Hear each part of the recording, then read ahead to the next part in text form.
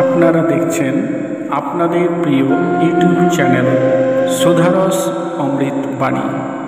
জয় গুরু জয় মা।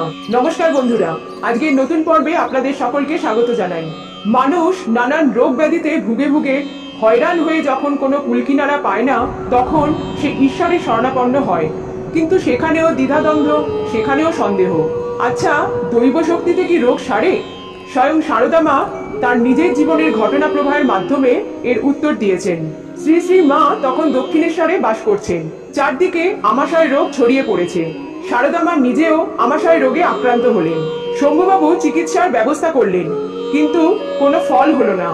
অসুস্থতা সত্ত্বেও সারদা মা তখন শাশুড়ি এবং পতির সেবা ছেড়ে অন্য কোথাও যেতে চাইলেন না। অসুখ নিয়েই তিনি একটা গোটা বছর ওইভাবে কাটিয়ে দিলেন।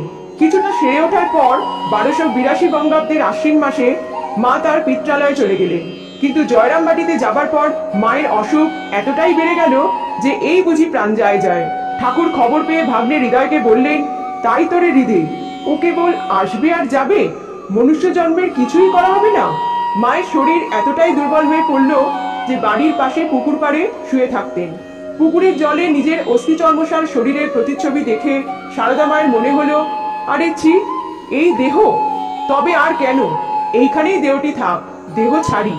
পরে মা বলেছিলেন, আমার অসুখের সময় তখন সব শরীর ফুলে গেছে, নাক কান দিয়ে রস ঝরছে। ভাই উমেশ বলল, দিদি, এখানে সিংহবাহিনী আছেন, হত্যা দেবে? সেই আমাকে রাজি করে ধরে নিয়ে গেল। পূর্ণিমার রাত, আমার কাছে অমাবস্যা, চোখে দেখতে পাই না, জল পড়ে পড়ে চোখ গেছে। গিয়ে মায়ের মারতে পড়ে রইলুম। আবার আমাশা, 3-4 বার হাতড়ে হাতড়ে রাত্রেই শৌচে গেলুম। ভিক্ষে মা ছিল, ওইখানেই তার ঘর। সে মাঝে মাঝে গলা খেকারি দিত, যাতে আমি ভয় না পাই। পড়ে রইলুম। কিছুক্ষণ পরেই আমার মাকে এসে বলছেন, কামারদের একটি মেয়ের বেশে, রাধুর মতো 12-13 বছরের একটি মেয়ে।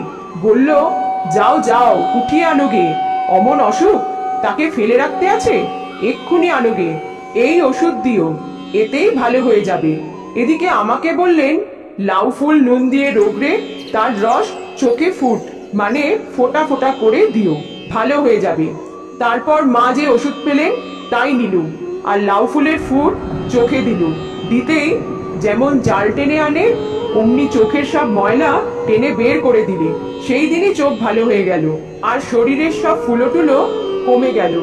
বেশ ঝরঝরে হলুম, সেরে গেলুম। যে জিজ্ঞাসা করত, বলতুম, মা সিংহবাহিনী ওষুধ দিয়েছেন। সেই হতেই মায়ের মাহাত্ম্য প্রচার হলো। আমিও ওষুধ পেলুম, জগৎও ধন্য হলো। বন্ধুরা, জীবনের আশা যখন নেই, তখন দেবীর স্মরণ নিয়ে শ্রী শ্রী সারদা মা আরোগ্য লাভ করলেন। জগৎবাসী এতে প্রত্যক্ষ প্রমাণ পেল যে দৈব শক্তি অমোঘ। জয় ঠাকুর, জয় মা, জয় গুরুদেব।